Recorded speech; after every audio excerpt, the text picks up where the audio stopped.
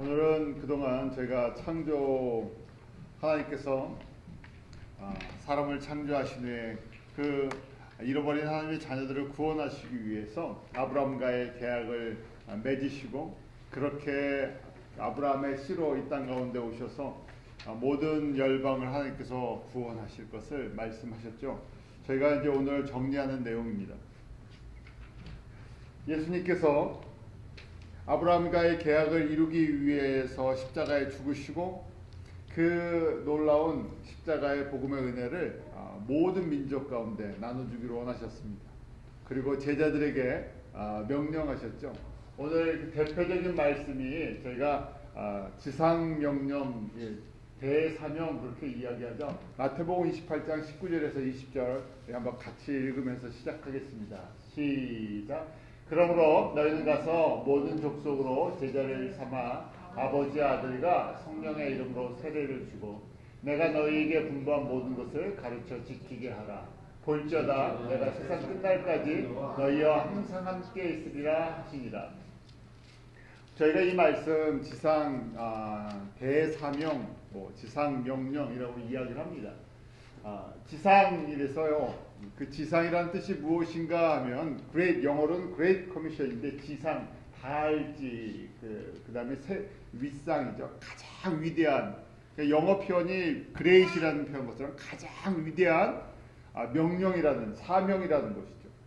하나님께서 그 아들 예수 그리스도를 통해서 교회와 성도들에게, 바로 저희들에게 해주신 제자들과 모든 교회와 모든 성도들, 예루살렘 교회뿐만이 아니라 성령님이 오시면서 시작된 모든 그 이후의 모든 교회와 예루살렘에 있었던 12제자뿐만 아니라 모든 성도들에게 주시는 가장 큰 명령, 그 미션이라 그러죠. 저희가 미션, 임무예요. 저에게 주어진 가장 위대한 명령, 사명이다, 그렇게 이야기합니다. 그렇기 때문에 대사명이라고도 하고 지상명령이라고도 하죠. 이것이 바로 저희들이 갖고 계신 하나님, 저희를 통해서 이루시고자 하는 하나님의 거대한 꿈과 사역이 이 가운데 있습니다. 이것을 잃어버리면 저희가 존재 목적, 존재 가치를 잊어버리는 것 같아요. 사람도 마찬가지잖아요. 저희가 사람이 태어나서 해야 할 일들이 보통 일반적인 사회에서 해야 할 일이 있습니다. 마찬가지로 저희가 예수님을 만나고 나서 비로소 하나님 나라에 눈뜨고 우리에게 주시는 가장 위대한, 가장 존귀한 그런 것이죠. 그런데 이것이 갑자기 된 것이 아니라 저희가 그동안 34번에 걸쳐서 이 말씀을 봤는데, 성경을 전체로 흐르는 두 뼈대가 있다 그랬어요. 척추와 같은 것. 그 첫 번째가 바로 여자의 후손이다 그랬습니다. 창세기 3장 15절 말씀, 제가 다 아는 말씀이지만 같이 읽습니다. 시작. 내가 너로 여자와 원수가 되게 하고 너의 후손도 여자의 후손과 원수가 되게 하리니 여자의 후손은 내 머리를 상하게 할 것이요 너는 그의 발꿈치를 상하게 할 것입니다. 아담과 하와가 타락한 이후에 그 뱀과의 관계, 그 사단과의 관계를 통해서 이렇게 말씀하시죠. 때가 되면, 지금은 뱀이 승리한 것처럼 보이죠. 때가 되면 내가 이것을 회복할 날이 있는데, 바로 하나님이 인간의 몸으로, 여자의 후손이라는 것은 인간의 몸으로 내려오시겠다는 것이.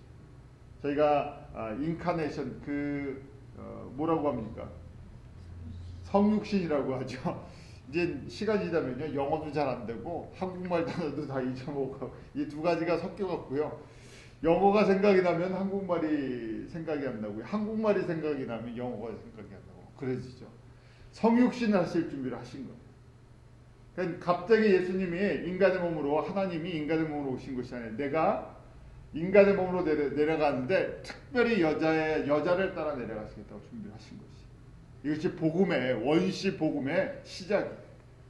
아무 소망이 없는 캄캄한 데 살고 있는, 영적으로 하나님이 누구신지, 창조주를 잃어버리고 살아가는 사람들에게 창조주가 누구시고 우리가 어떻게 하나님의 백성으로 회복될 것인지에 대한 서론과 같은 것이죠. 그래서 이 말씀을 잃어버리면요, 성경 전체를 각자 해석하게 돼요.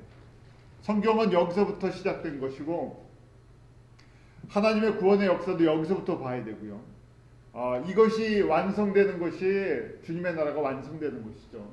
자, 그 후에 여자의 후손은 아담과 하와에게 주셨는데 그 후에 2000년이 지나서 구체적으로 그 아브라함을 통해서 이것을 계약을 언약을 맺어 주십니다. 그것이 창세기 12장 2절과 3절이죠. 근데 구체적으로 보여주세요. 내가 너로 큰 민족을 이루고 네게 복을 주어 내 이름을 창대케 하리니 너는 복의 근원이 될 것이다. 이때 이 복의 근원은 아브라함처럼 지칭되지만 진짜는 누구세요? 예수님이세요. 그래서 내 씨로 말미암아 모든 민족이 복을 받을 것이다 그러는데요. 그 복을 받게 되는 그것이 예수 그리스도를 통해서 모든 족속이 모든 민족이 복을 받을 것, 생명을 얻을 것, 창조주를 만날 것, 하나님의 구원에 참여할 수 있는 길을 열어주실 것입니다. 이것이 저희 인류의 역사죠. 구원사라고 볼 수 있죠.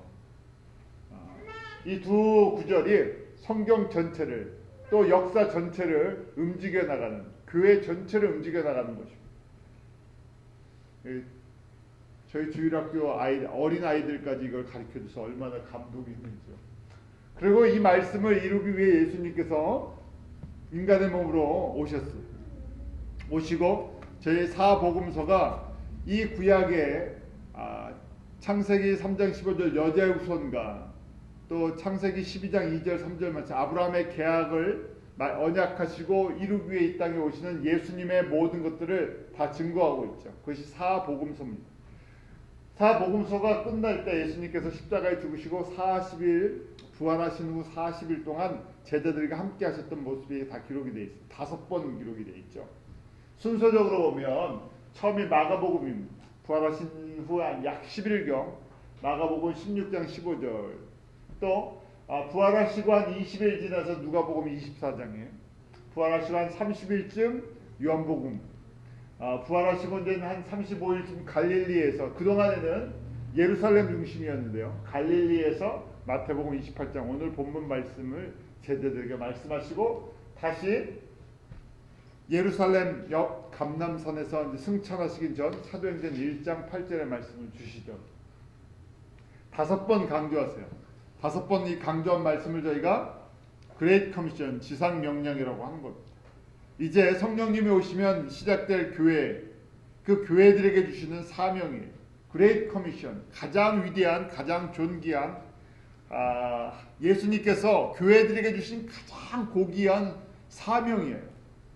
사명이 존재한다는 건 저희 삶을 위대하게 만들어줍니다. 어떤 환경이든 어떤 그 여건이든지 그걸 극복해 나갈 수 있는 힘을 주죠. 사명이 있는 자는 결코 지치지 않습니다. 사명이 있는 사람은 삶의 가치가 있죠.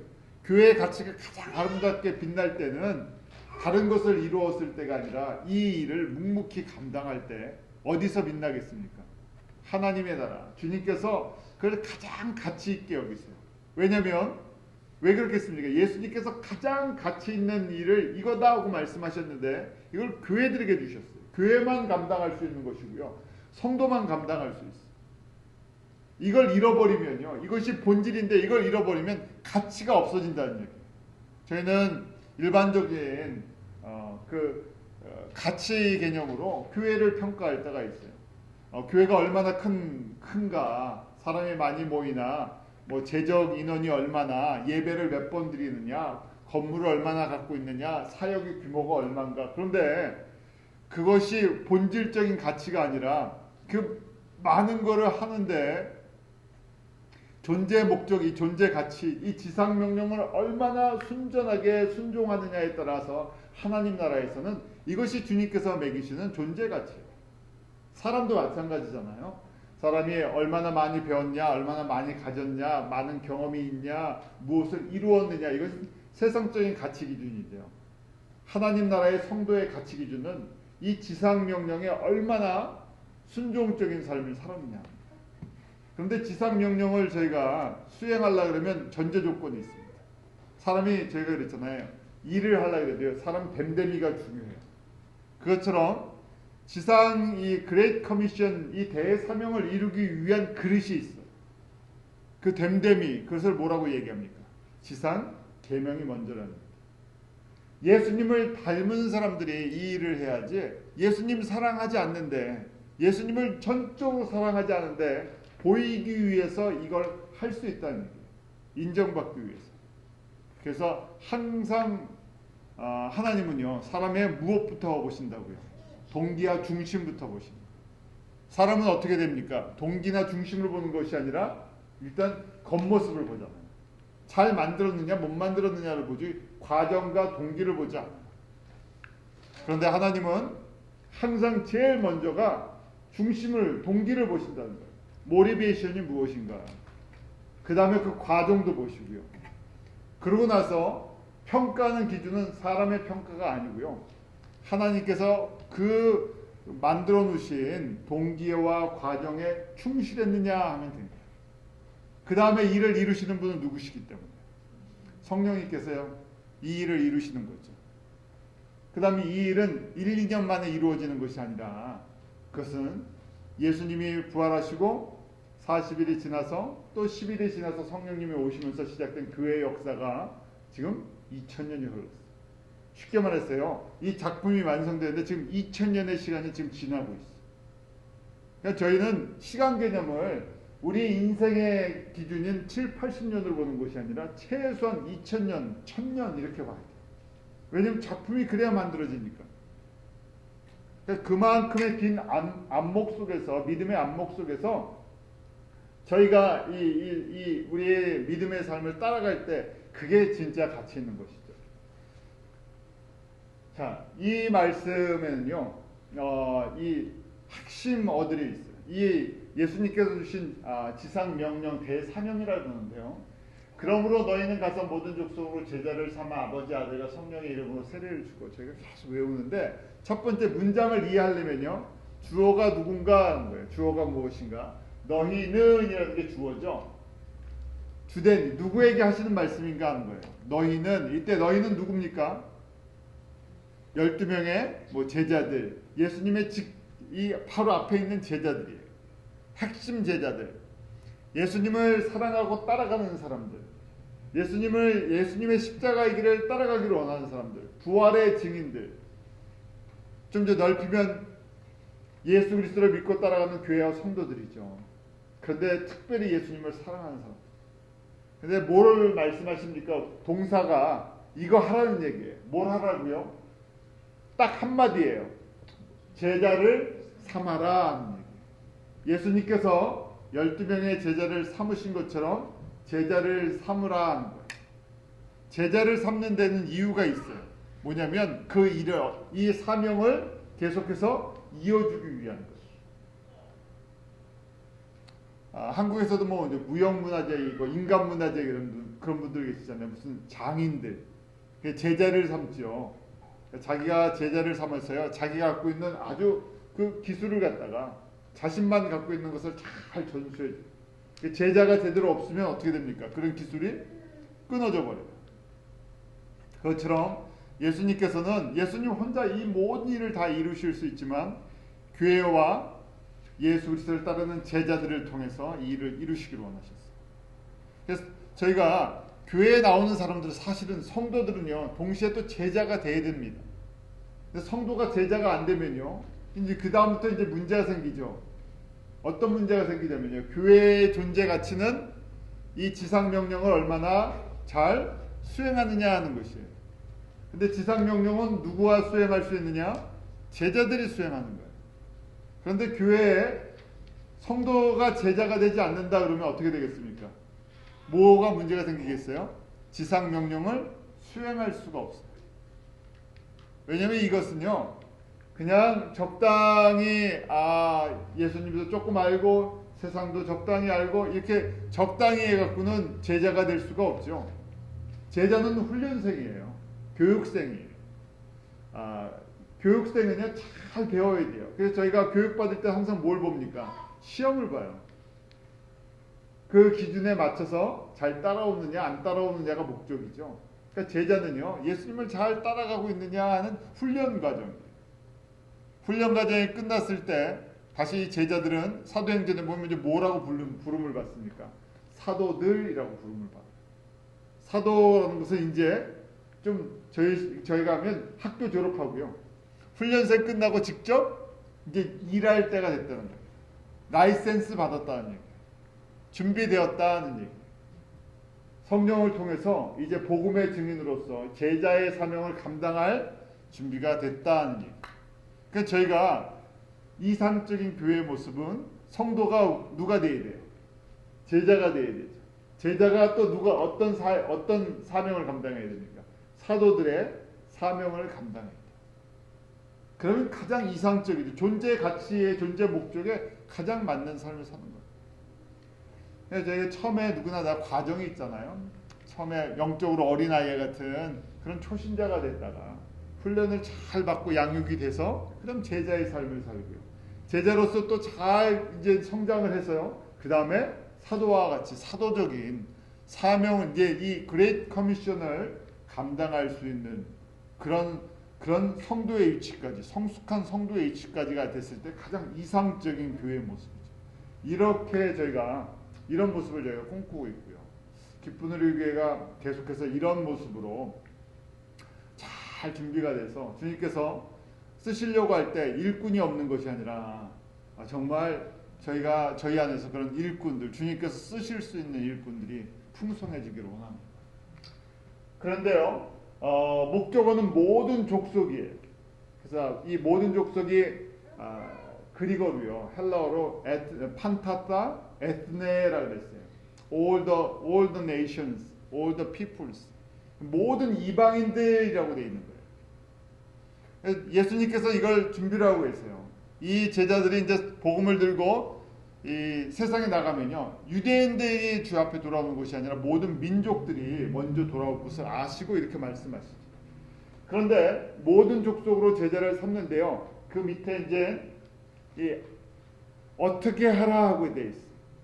이 말은요, 너희는 제자를 삼아라. 누구를 제자로 삼아야 됩니까? 그러면 모든 족속, 모든 이방인을 제자로 삼아라. 그럼 어떻게 해야 됩니까? 했을 때 먼저 가서라는 것입니다. 그래서 분사형이라 그러는데 영어로 ing가 붙은 거예요. 고인이죠. 원래는 고인. 가서 가야 된다는 것이에요. 복음이 들어가 있지 않는 것, 복음이 필요한 곳에 가야 한다는 것이에요. 복음은 항상 한 민족에서 다른 민족으로, 한 지역에서 다른 지역으로 흘러가게 돼 있어요. 멈춰 있지 않는다는 것이. 예루살렘 교회가 멈춰버렸죠. 자기 지역, 자기 민족만 생각을 했던 거예요. 항상 한쪽에서 다른 쪽으로 흘러가게 돼 있어요. 가야 되죠. 고잉이고요. 두 번째는요, 어떻게 해요? 세례를 주라. 뵙타이징이라는 것은 예수가 그리스도인 것을 증거하고 믿게 하는 거예요. 예수님을 영접하게 하는 거죠. 구주로 영접하게 하는 거예요. 저희가 전도한다 그러죠. 단순한 전도가 아니라 예수님을 전하는 것이었죠. 받아들이게 했어요. 그것으로 끝이 아니고 세 번째 보면 가르치라고 되어 있어요. teaching이라고 되어 있죠. 가르치라. 어떤 걸 가르칩니까? 예수님께서 가르친 모든 것을 가르쳐 주어라 합니다. 예수님이 가르친 모든 것은 저희가 지금 다 배운 거예요. 창세기부터 아담 창조와 타락과 하나님의 회복의 구원의 이 길, 바로 예수 그리스도를 통해서 이렇게 구원하실 것, 바로 예수님이 우리의 구원자와 회복자가 되시는 것, 새하늘과 새 땅이 만들어질 것, 최후의 그 심판이 있는 이 모든 내용들이죠. 예수 그리스도를 통해서 이루어지는 하나님의 나라, 하나님의 영광이, 이것을 저희가 깨닫고 제자들에게 가르치고, 제자들에게 뭘 가르쳤습니까? 뭘 명령하셨어요? 너희가 믿었으면, 이 예수를 믿었으면 가서 또 다른 제자를 삼아서 가르쳐. 다른 민족에. 그래서 그것을 이 지상 명령까지 줘서요, 어떻게 하라고요? 가르치는 목적은요, to obey, 순종하도록. 머릿만 아는 것이 아니라요, 순종하는 것까지가 가르치는 목적이에요. 이 과정을 통해서 뭐가 만들어진다고요? 제자가 만들어진다.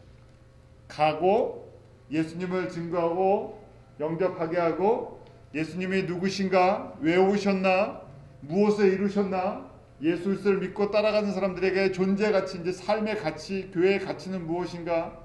바로 예수 그리스도를 통해서 모든 민족이 살아나는 그날이, 그때까지 우리는 이 사도행전적인 삶을 살아야 한다는 것이죠. 사도행전 29장의 부분들을 써나가야 한다는 것이.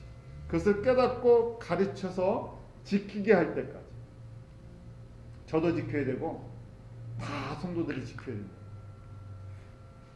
그러니까 저희가 이 내용으로 봤을 때 교회의 존재 가치가 이건데 이것에서 흔들려 버리면요. 그러면 뭐가 되겠습니까? 그냥 종교 단체가 될 수도 있고요. 친목회가 좀 더 심하면 친목 단체가 될 수도 있고 사교 단체가 될 수도 있고 여러 가지 다른 목적이랑 섞여 버린다는 얘기예요. 교회의 존재의 가장 순수한 목적이에요. 이걸 이루기 위해서 저희가 주일학교도 할 수도 있고요. 뭐 방과후 학교도 할 수도 있고 그 다음에 뭐 토요 학교도 할 수도 있고 근데 목적 자체가 변하면 안 되죠. 다른 목적이 아니에요. 그냥 이민자의 삶을 좀 도와주려고 하는 것이 아니라 그건 굉장히 지역적인 부수적인 아주 작은 부분에 속하죠. 궁극적인 목적은 이 목적을 저희가 이뤄나가야 한다는 것이죠. 그러면서 예수님께서 저희가 마지막 때를 살고 있는데 지난 주일 설교에서도 마지막 때 이 재림의 징조에 대해서 같이 말씀을 보았죠. 저희가 이 말씀을 들으면서요.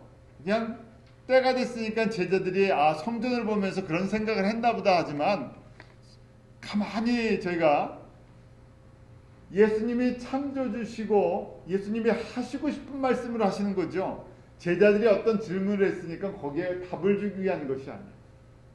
무슨 이야기인가 하면 예수님께서 지금 마태복음 24장부터 이제 십자가에 며칠 있으면 돌아가셔야 돼요. 그런데 이 이야기는 꼭 내가 십자가를 지기 전에 이 이야기는 누구에게요? 제자들과 앞으로의 성도들에게 꼭 남겨줘야 되겠다는 거예요. 왜냐하면 조금 있으면 이틀, 3일이 지나면 이 초림의 6월절 어린 양 사건이 성취가 되는데 그 다음은 이 가을절기인 나팔절과 연결되어 있는 가을절기를 이루어야 하기 때문에 가을절기인 예수님의 재림에 대해서 예수님께서 꼭 가르쳐 주시고 싶으신 거예요. 핵심적인 내용이기 때문에. 일부러 제자들에게 그런 생각이 들게 했던 거죠. 그리고 제자들이 그런 질문을 했을 때 예수님께서 분위기를 만드신 거예요. 그런 말이 나오게 하고 내가 이 재림의 징조에 대해서 너희들에게 꼭 가르쳐줘야 되겠다. 재림의 징조가 무엇입니까? 하고 이 질문과 답을 하는 형식으로 예수님께서 편집을 하신 거예요. 그렇게 생각할 수 있잖아요. 저희가요. 예수님께서 이 말씀을 꼭 나눠주고 싶어서 이렇게 질문과 답이라는 이 과정을 통해서 제자들을 통해 이렇게 말씀하시는구나 하면서요. 첫 번째 나오는 것이 미혹해야 된다 이랬죠. 그 미혹해야 되는 것이 종교다원주의 모습입니다. 그냥 사건으로 보면요. 저희가 얼마나 종교다원의 시대에 살고 있어요.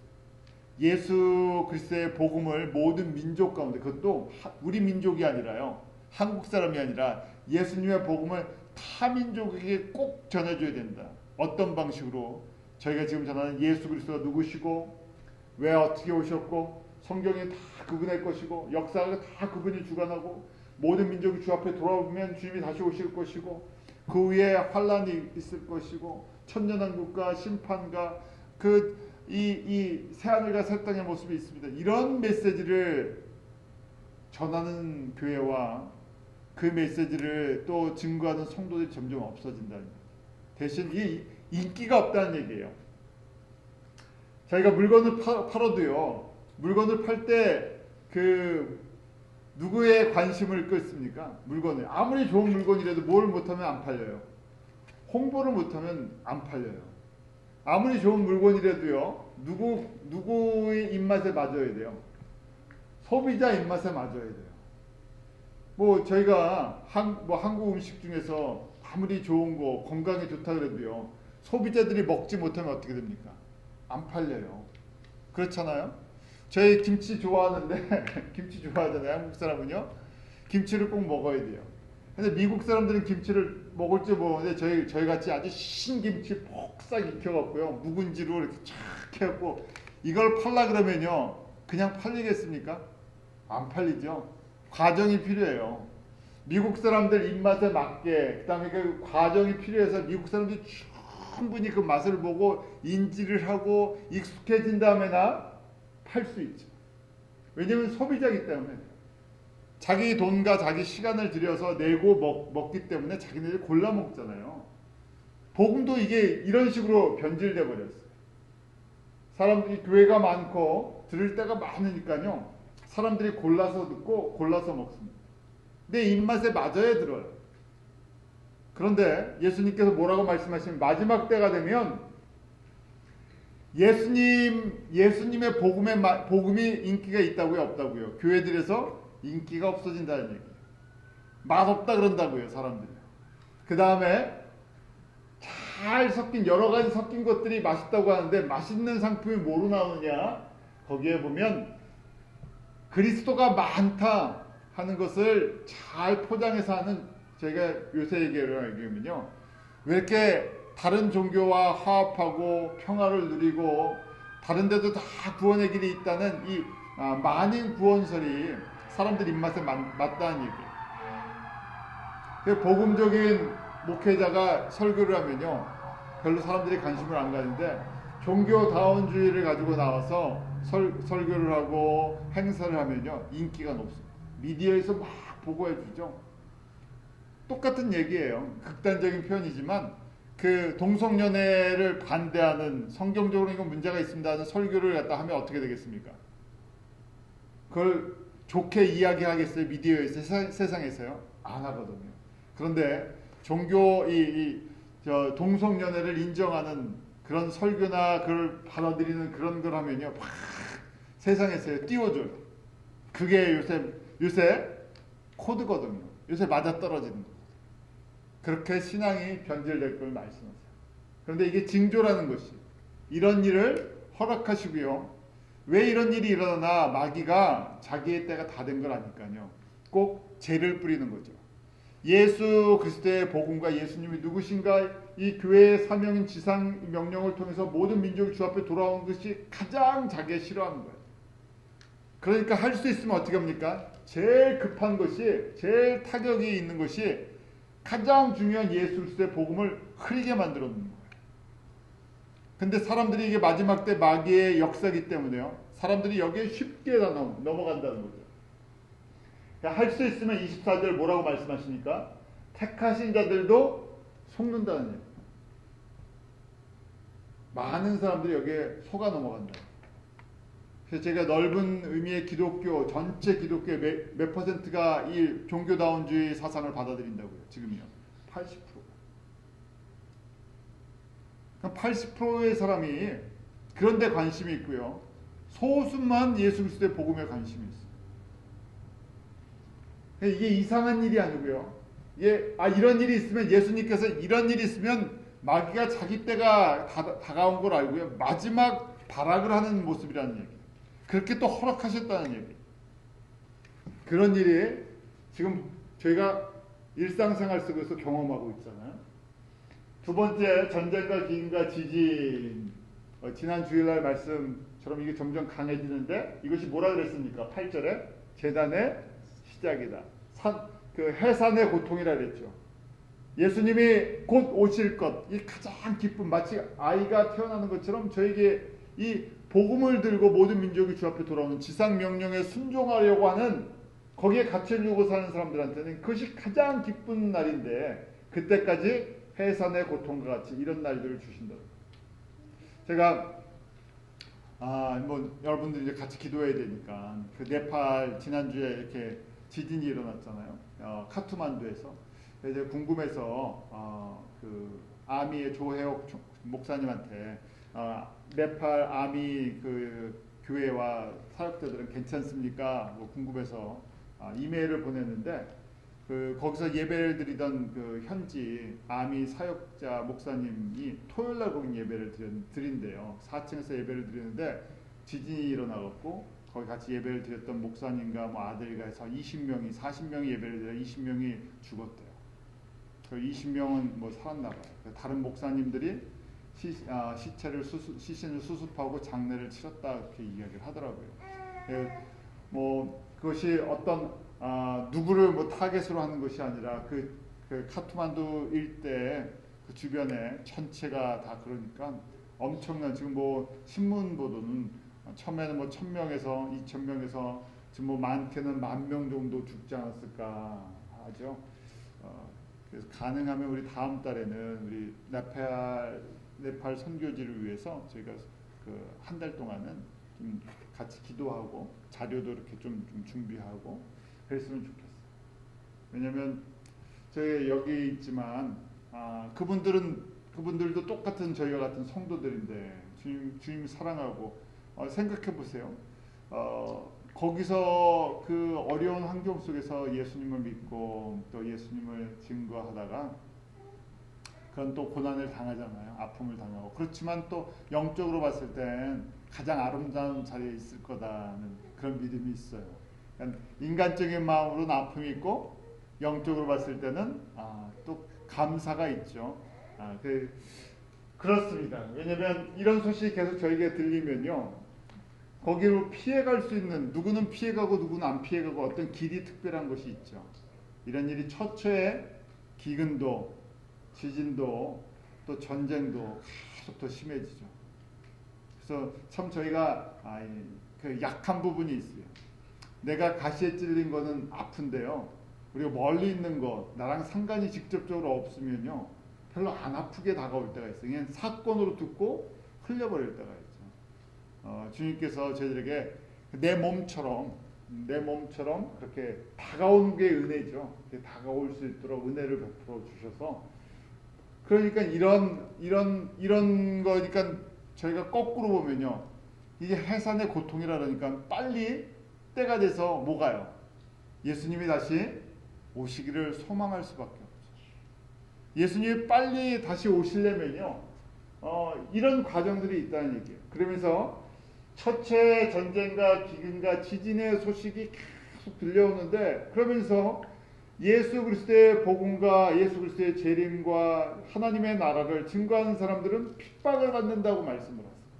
9절 같이 읽어볼까요? 시작. 그때 사람들이 너희를 환난에 넘겨주겠으며 너희를 죽이리니 너희가 내 이름을 위하여 모든 민족에게 미움을 받을 것이다. 참 저희가 너무 좋은 데서 신앙생활을 최근에 몇십 년 동안 하고 있죠. 예수님을 전하면서요, 목회자들도 그렇고 사역자들도 이제 인정을 받는 시대가 되고. 그런데 뭐라고 말씀하시냐면 이 예수 그리스도의 복음을 모든 민족에게 이방에게 복음을 전하려고 하면 할수록 지금 그때라 그랬죠. 주님 오실 때가 가까울 때 이 이방인 사람들에게 복음을 전해야 됩니다. 그러면 주변의 사람들이 가만히 잘 놔두질 않는다는 얘기예요. 핍박이 있다는 얘기예요. 인정을 받지 못합니다. 예수님 믿고 저희가 인정받고 싶은 그런 마음이 있는데 저희가 인정받으려면 이 일을 하면 안 된다는 거죠. 이 일을 하는 사람들은 인정받으려고 하는 사람들이에요. 동기가 이제 다시 동기부터 돌아갔는데 하나님께서 한국교회에 많은 복을 주셨어요. 여러 가지 뭐 다 주셨잖아요. 그리고 선교도 참 많이 해요. 그런데 선교를 교회 성장의 도구로 쓸 때도 있어요. 절대 교회 성장의 도구가 될 수 없다는 얘기. 세상에 칭찬받는 도구가 될 수가 없다는 얘기. 이 일을 하면 할수록 종교다운주의 입장에서는 이 일을 못마땅하게 생각하죠. 왜 예수 그리스도만 꼭 그 사람들에게 전해줘야 되냐. 다른 방법이 있는데 하고 반대를 할 수 있다는 거예요. 결국 그때 환난과 핍박과 또 사람들이 미움을 받는다는 거예요. 이 일을 하면서. 그걸 각오하기 값이에요. 이게 예수님을 따르는 마지막 때 지상명령을 순종하는 사람들에게 찾아오는 값이에요. 이 값을 이게 제자도의 값이고요. 이게 마지막 때 이 사명을 감당하는 사람들이 치료해야 할 값인데 이 계산하고 쫓아오라는 얘기예요. 그러면서요. 끝까지 견디는 자는 이 예수 그리스도의 구원을 얻으리라는 것은 단순하게 예수 믿고 구원받는 것이 아니라 예수님의 재림의 그 잔치에 혼인잔치에 들어갈 수 있다는 얘기죠. 왕같은 제사장으로서 하나님의 영광의 기업을 받을 수 있다는 것이죠. 그러면서 이 완성되는 모습을 보여주죠. 다시 한번 보죠. 순서예요. 예수님께서 이런 순서로 간다는 얘기예요. 처음엔 종교다운주의 같은 이런 사람들이 막 일어난다는 얘기예요. 이것이 주류가 되고요. 이것이 인기가 있고요. 이걸 인정하는 사람들이 거짓 그리스도, 거짓 선지자들이 많아진다는 거예요. 예언도 혼잡해지고요. 그러면서 또 한쪽에서는요, 전쟁과 살기가 더 좋아졌는데요. 참 희한하잖아요. 살기가 더 좋아졌는데 민족 간의 분기는 계속 일어났어요. 더 잔인한 모습들이 일어나요. 전쟁과 한쪽에서는 계속 없는 것 때문에 기근과 그 다음에 이 지진의 모습도 저희가 이렇게 보는 것처럼 계속해서 일어나죠. 그러고는 복음을 이방 선교를 하는 사람들에게 자꾸만 마이너리티로 교단에서나 교회에서나 한쪽으로 몰린다는 얘기. 적어지고요. 순수하게 복음을 전하는 사람들이 없어지고요. 이 세속화되는 다른 목적이 있어서 선교를 하는 사람들이 늘어난다는 얘기. 그러나 끝까지 이것을 순종할 때 이 마태복음 24장 14절이죠. 우리 한번 같이 읽습니다. 시작. 이 천국 복음이 모든 민족에게 증거되기 위해 온 세상이 전파되니 그제야 끝이 오리라. 저희가 순교를 하는 목적이에요. 저희가 지상 명령, 지상 이 대사명을 감당하는 이유예요. 왜냐하면 언제 끝이 오는가 하면 이 천국 복음이 모든 민족 가운데 증거되면 예수님께서 다시 오신다. 그러니까 이것이 목적이죠. 교회가 얼마나 알려지느냐, 교회가 얼마나 커지느냐, 교회가 성장을 하느냐가 목적이 아니라 이 천국 복음이 어떻게 맥시멈 모든 민족 가운데 그 증거되게 하느냐는 거예요. 왜요? 아기 임신을 했으면 아기를 낳아야 되잖아요. 아기를 낳는 것이 무엇이라고요? 예수님이 다시 오시는 거예요. 우리의 직접적인 소망은 무엇인가? 초림의 예수 그리스도, 십자가의 예수 그리스도를 만난 사람들의 직접적인 소망은 무엇인가? 다시 오셔서 완전히 회복하시는 것인데 언제 다시 오십니까? 이 복음이 모든 민족 가운데 증거되어야 된다. 근데 그것을 내가 예수님 입장에서는 내가 이미 언제요? 누구에게요? 내가 이미 아브라함에게 주전 2000년 전에 내가 오기 2000년 전에 아브라함과 계약을 했다. 내 생명을 걸고 계약을 하기 때문에 이건 반드시 이루어진다는 얘기예요. 그런데 반드시 이루어지는 과정 속에서 이런 일도 반드시 또 일어날 것이다. 마귀가 가만히 있질 않으니까. 그렇게 또 허락하셨고요. 이런 과정을 통해서 이 일을 이루신다는 얘기예요. 그러면서 무화과 나무의 비유를 말씀하실 때 마태복음 24장에 보면 무화과 나무에 대한 말씀을 하세요. 그런데 무화과 나무의 그 비유를 마태복음 24장 이것도 하나의 징조인데요. 이거를 알기 위해서 마태복음 21장에 무화과 나무를 저주하는 모습부터 봐야 되죠. 예수님께서 고난주간 그 월요일 날 갑자기 예루살렘에 들어가서 어떻게 하십니까? 무화과 나무 하나를 저주를 해버렸어요. 열매가 없다고 해서. 이해가 안 되는 거죠. 그땐 열매가 없는 시즌이라 그랬죠. 열매가 없는 무화과를 갖고 왜 열매가 없냐 그래서 말라 죽어라 그래서 말라 죽었어요. 말도 안 되죠. 왜냐면 다 아는 건데 그때는 열매가 맺히는 봄에 무슨 열매가 맺힙니까? 안 맺히는데. 근데 이것이 이스라엘을 비유로 말씀하신 거죠. 2000년 동안 아브라함 이후에 열매 맺기를 원했지만 열매를 맺지 못하는. 그러기에 이 무화과 나무인 이스라엘을 통해서 예수님의 재림의 모습을 보여주시겠다는 거예요. 그 예수님께서 예언적으로 이 무화과 나무를 말라 죽을 것이다 한 것처럼 이스라엘이 언제요? 주후 70년에 로마에서 완전히 멸망을 당해요. 그러니까 나무가 죽은 것처럼 보여요. 이스라엘이라는 나라가 없어졌어요. 그런데 예수님께서 마태복음 24장에 뭐라고 말씀하십니까? 32절에요. 무화과 나무의 비유를 배우라. 무화과를 잘 보라는 얘기예요. 이스라엘을요. 그 가지가 연하해지고 잎사귀를 내면 여름이 가까운 줄 아나니 죽었던 나무가 겨울에 마치 죽었다가 봄이 되면 잎사귀가 나는 것처럼 무화과 나무를 잘 보라는 얘기예요. 이스라엘이 조금 있으면 말라 죽었는데 그 다음에 죽었다고 한참 생각했는데 시간이 되면 살려주시겠다는 거예요. 살아난다는 거예요. 죽었던 나무가 살아나는 잎사귀가 나오고 살아난다는 얘기예요. 그럼 뭐라고요? 이 30절 이와 같이 너희도 이 모든 일을 보거든 인자가 가까이 곧 문 앞에 이른 줄 알라 하고 예수님 다시 오실 때가 되면 이런 일이 일어난다. 그러면서 예수님께서 내가 진실로 너희에게 말하노니 이 세대가 지나가기 전에 이 일이 다 이루리라 하고 말씀하셨어요. 그래서 저희가 이스라엘이 살아난 것을 저희는 보고 있는 시대에 살고 있죠. 언제 살아났습니까? 죽었던 이스라엘이요. 1948년에 독립을 했어요. 나라를 찾았어요. 몇 년 만에요? 약 1900년 만에요. 1900년, 저희는요, 일본 일제시대 때 몇 년 동안 나라를 잃어버렸습니까? 35년이라고 얘기하잖아요. 35년 딱 한 세대 정도 됐잖아요. 한 세대 딱 나라를 잃어버리니까 그 후유증이 얼마나 심각했습니까? 저희 안에 그 후유증이, 그래서 식민지 사관이다, 무슨 여러 가지가 쫙 깔렸어요. 아직도 그 밑에 한국사에 깔려 있는 게 있잖아요. 35년을 깔아놨는데 35년 동안 깔린 게 많아. 그런데 몇 년이요? 1900년 동안 나라가 없었어요. 완전히 죽어버린 거예요. 역사상 그런 나라가 있지 않잖아요. 1900년 동안 나라가 완전히 없어졌는데 1900년 만에 살아났어요. 그런데 예수님께서 살아날 걸 말씀하세요. 반드시 이 일은 이룰 것이라는 얘기예요. 그런데 너희들 누구에게요? 저희 교회들에게 주시는 그림이라는 얘기예요. 이 이스라엘 나라가 살아나는 거 보면 뭐 하라고요? 뭐라고 말씀하세요? 살아날 거다 반드시. 근데 그 살아나는 때가 되면 뭐라고요? 인자가 가까이 그 문 앞에 이르셨다는 거예요. 문만 열시면 끝난다는 얘기예요. 그런데도 사람들이 안 듣는다는 얘기죠. 이것도 다 알고 계세요. 예수님 입장에서 얼마나 답답하시겠어요. 2000년 전에 이렇게 다 내다보시고요. 아주 친절하게 설명해 주시고, 너희들 말씀 갖고 안 되겠지? 내가 그 시청각 교육을 시켜줄게. 이스라엘한테 참 미안해요. 이스라엘이 저희 이방교회, 저희 같은 교회, 이방인 교회들을 위해서 희생제물 같이요. 지금 그림, 시청각 교육 영화 같이요.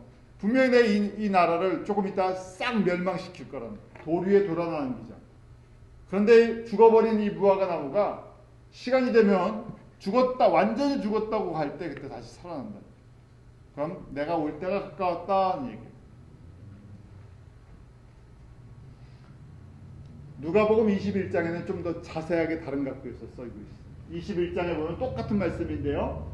이에 비유로 이르시되 무화과 나무와, 거기 뭐라고 되어 있습니까? 모든 나무를 보라고 되어 있어요. 무화과 나무 이스라엘만 보는 것이 아니라 모든 다른 나무들을 좀 보라는 얘기예요. 그때 이 나무들은 다른 나라들이죠. 다른 민족들이고.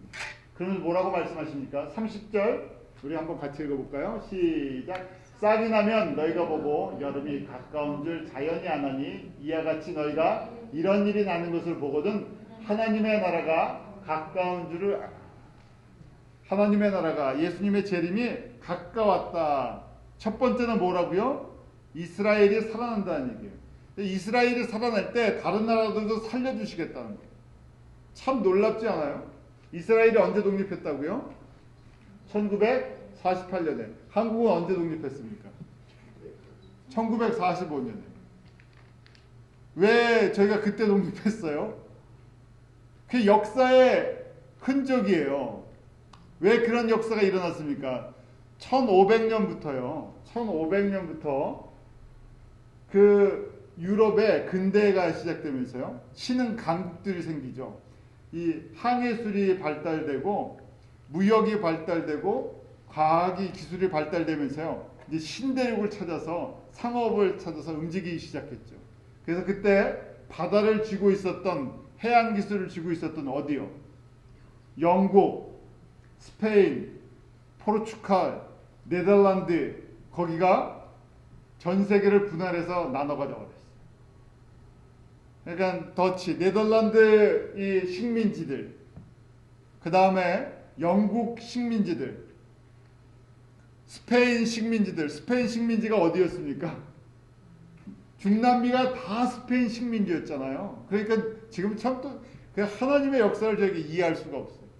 스페인을 이렇게 강하게 만들어 나갔고요. 식민지를 갖다 중미부터 남미까지 다 만들어 나갔고, 신기한 게요. 저희는 한국이라는 조그만 나라인데 그 옆에 어디랑 말이 완전히 달라요. 중국 사람이랑 말이 완전히 달라요. 서양 사람 입장에서는 이해가 좀 안 될 수 있는 거예요. 중국이랑 한국이랑 붙어 있으니까요. 중국말 하면 누구도 알아듣는다고요. 한국 사람들 알아들을 줄 알죠. 근데 저희가 중국말을 알아듣습니까? 전혀 못 알아듣죠. 일본말을 알아듣나요? 못 알아듣죠. 붙어 있으니까요. 그런데 남미는요 어떻게 됩니까? 이 중미부터요 이 중앙 아메리카부터 쫙 밑에 남미 끝까지 같은 언어를 쓰고 있어. 그래서 분명히 생긴 거랑 너 어디서 왔냐 그러면 뭐 에콰도르에 샀다. 난 어디서 왔냐 그러면 난뭐 우루과이에 샀다. 페루에 샀다. 그런데 다 말은 통해요. 그러니까 어떻습니까? 복음 전하기가 아주 쉬워요. 한 언어만 하면 거길 다 커버를 하니까요. 하나님께서 그렇게 만들어 놓으셨어요. 그러면서 나라가 다 갈라졌었죠. 저희는 그 후발 식민주의라고 그러는데 콜로니얼 그 시대에 일본이 후발주자로 들어와갖고 식민지를 삼아버린 거죠. 그러다 식민지를 삼았던 나라들이 다 어느 때쯤에요. 이스라엘이 기준인 거예요. 이스라엘이 쌍이 날 때쯤 전후로 해서 주변에 식민지 나라들이 다 살아나게 만들어놨어요. 식민지가 살아나려고 하니까요. 식민지를 갖고 있던 나라를 깨트려야 되죠. 그 일어난 전쟁이 무슨 전쟁입니까? 1, 2차 세계대전입니다. 저희는 이 식민지 쟁탈전으로 볼 수도 있는데요. 신흥 그 나라와 그 과거에 세력을 갖고 있었던. 근데 가만히 보니까요. 하나님께서 하나님의 이 나라를 예수 그리스도의 재림의 때를 맞췄어요. 이 움직이셨어요. 그 2차 세계대전이 끝날 쯤 해갖고 한국부터 시작해서 전 세계 식민지 상태에 있었던 나라들이 다 독립을 합니다. 그리고 식민지 상태에 있을 때요. 또 놀라운 것은요. 별로 좋은 이미지도 있고 나쁜 이미지도 있지만 식민지를 통해서 선교사님들이 들어갔어요. 강제로 복음을 전했죠. 그래서 이제 저희가 그 부정적인 영향도 있어요. 어쨌든 남미가 이 스페인이랑 포르투갈에 의해서 점령이 되면서 예수의 사람들이 캐톨릭을 갖다 다 심어줬어요. 식민지에 들어가면서요. 선교사들도 따라 들어가고요. 강제로 교회를 세우고 복음을 전해줬죠. 그러니까 이 아프리카 같은 경우는 어떻습니까? 아프리카 같은 경우에는 전체가 다 식민지였잖아요. 사실은요. 그러다 보니까 아프리카의 사하라 남쪽 이슬람권 밑에는요. 지금 뭐 50% 이상의 사실은 기독교화돼 있어요. 변질이 돼 있어서 그렇지. 그만큼 스스로 복음을 받았고 뭐 복음에 대해서 알고 있고요. 남미도요. 저희가 복음적이지 않아서 그렇지 기독교가 무엇인지를 다 알고 있죠. 그런 식으로 만들어 놓으셨어요. 자, 그러면서요. 이렇게 말씀하시죠. 이 세대가 지나기 전에 어떻게 된다고요? 이 모든 일이 다 이룰 것이다. 그래서 이 세대가 도대체 어느 세대인가? 분명히 예수님의 재림이 가까운데 그러면 언제입니까? 그래서 어떤 학자들이 이제 학설들이 있어요. 이 세대 원 제너레이션은 40년이다. 또 어떤 사람들은 50년이다. 이렇게 이야기를 해요. 그럼 도대체 그 기준은 무엇입니까? 그럼 이스라엘의 독립이다 하면 이스라엘의 독립이 1948년이니까 40년이라고 주장하는 사람들은 1988년이 되는데 그러면 어떻게 됩니까? 이미 지났어요. 그러면 틀린 거죠. 그럼 50년이라고 하는 사람들은 1998년인데 그때도 지났어요. 또 아니에요. 또 어떤 사람들은요. 예루살렘이 진짜 회복된 1967년이 기준이다. 그래서 1967년인데 40년을 잡으면요. 몇 년입니까? 2007년 또 지났어요. 50년을 잡으면요. 50년 희년이기 때문에 그래요. 50년을 잡는 사람들은 희년이기 때문에 40년은 원래 원 제너레이션이 40년이기 때문에 이 희년인 50년을 잡으면 2017년 2년 남았어요. 또 어떤 사람들은요. 아니다. 모든 나라가 다 이 모든 나무가 다 살아나는 거니까 모든 나라 식민지에서 완전 식민지 시대가 끝난 것이 언젠가를 봤을 때 마지막 그래도 그 식민 시대에 잔재가 어디 있었습니까? 홍콩이랑 마카오를 영국이랑 이 어디입니까? 마카오는 어디서 갖고 있었죠? 포르투갈에서 갖고 있었나요? 자, 그 두 지역을 중국에 돌려주는 그 시점이 진짜 모든 나라가 다 살아나는 거다. 그래서 홍콩은 97년도에 영국에서 중국에 넘겨졌고요. 그 다음에 마카오는 99년 12월이에요. 그래서 2000년을 잡는데 2000년에 중국으로 넘어가 버렸어요. 그래서 2000년을 기준으로 또 이제 어떤 사람도 2000년을 잡아요. 2000년을 잡아서 2040년이다. 또 2050년이다. 그런데 예수님께서 뭐라고 말씀하십니까? 그 다음에요. 그날 그때는 아무도 모른다 하고 말씀하세요. 그래서 저희가 날과 때는 몰라요. 그런데 또 뭐라고 말씀하세요? 그렇지만 날씨를 보는 것처럼 이 센스는 있다는 거예요. 계절을 느끼는 것처럼. 아, 주님 오실 때 징조들이 이렇군요. 다 나라들이 살아났으니까 우리가 모든 나라가 살아난 걸 보는 시대에 살고 있잖아요. 그러니까 무슨 생각을 할 수 있어요? 우리가 우리 세대 때 예수님이 다시 오실 수 있군요 하는 거예요. 왜냐면 한 가지가 아니라 지금 일어나는 순서들이 다 우리 세대에 지금 저희가 경험하고 있는 것들입니다. 이렇게 한꺼번에 모든 걸 경험할 수 있었던 세대가 있습니까? 없어요. 짜 맞추려고 하는 것이 아니라 저희는 이 모든 것을, 이 말씀이 지금 이루어지고 실제로 이루어지고 있는 것을 저희가 피부로 느끼고 있는 세대에 살고 있어요. 임박했다는 것을 제가 알고 있어요. 이게 결론입니다. 결론은 14절이에요. 120년 전에 A.B. 심슨 목사님이 얼라이언스 무브먼트였어요. 교단이 아니라 교단을 세우기 위한 것도 아니고 선교회를 하나를 조직하기 위한 것이 아니라 무브먼트입니다. 뭐냐면 맥시멈 어떻게 하든지 우리가 예수 그리스도의 복음이 모든 민족 가운데 증거됐는데 한번 우리가 맥시멈 같이 모여서 해보자. 그랬던 것이 120년 전에 있었던 모습이에요. 교단이 다르고 배경이 달라도 많은 젊은이들이 그래서 지금 나약 신학교인데요. 나약 칼리지인데 그 미셔너리 인스티튜트였어요. 신학교까지 7년, 10년씩 걸리는 공부 과정 속에서 언제 선교사로 나가겠느냐. 때가 임박했는데 3년만 훈련을 시켜서 선교지에 선교사로 파송을 하자 만든 것이 나약 칼리지, 바이블 칼리지의 원형의 모습이에요. 젊은이들을 훈련을 시켜서 선교지에 많은 사람들이 서부 아프리카에 가서 죽었었죠. 많은 순교자들이 있었어요. 지금도 마찬가지입니다. 저희가 어떤 단체가 중요한 게 아니라 이게 임박한 우리의 때라는 걸 알고 이 사명에 순종하려는 사람들을 찾고 계세요.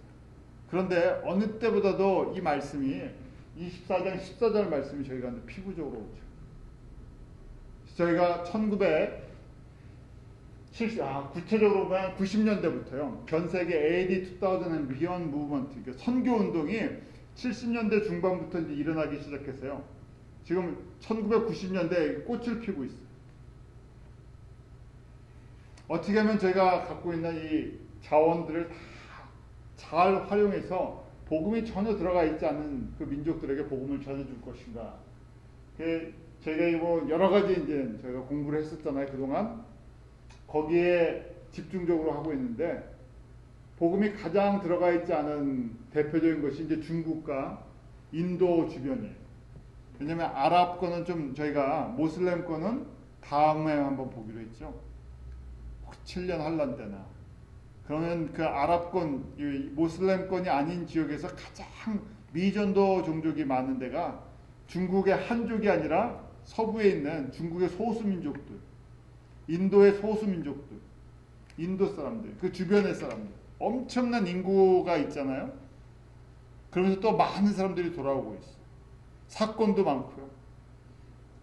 큰 지진도 이 지역에 또 많이 일어나고요.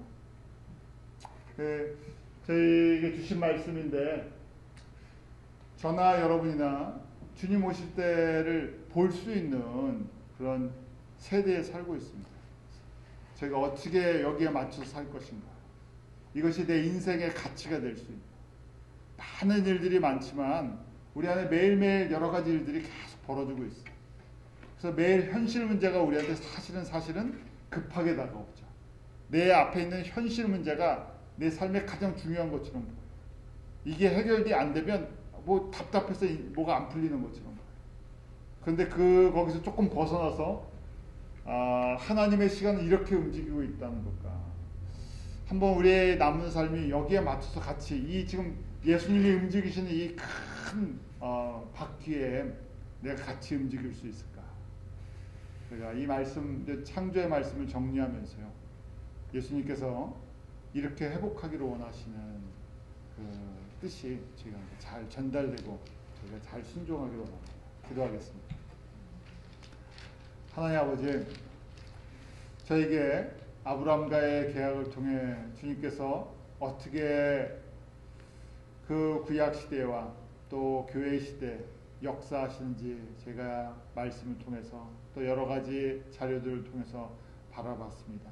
우리의 믿음의 눈을 뜨게 하시고 주님께서 특별히 마지막 때의 징조들을 말씀하시고 또 저희들에게 이렇게 살기를 원하시는 삶의 모습들이 있습니다. 세상의 가치로 죄를 채우지 않게 하시고 하나님 나라의 존재가치, 제가 이 지상명령을 어떻게 하면 순종하며 우리의 삶을 거기에 맞춰서 드릴 수 있을까 깨어있게 하시고 그것이 우리의 기쁨이 되게 하여 주시옵소서. 주님 오실 때가 가까울수록 해산의 고통이 점점 많아진다고 합니다.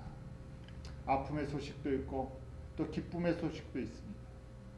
주님, 저희들에게 이 세상에 소망을 두지 말게 하시고 하나님 나라, 예수 그리스도를 통해서 이루시는 그 하나님의 나라에 저희가 소망을 둘 수 있도록 믿음의 눈을 더 크게 뜨게 하여 주시옵소서. 예수님의 이름으로 드리옵나이다. 아멘.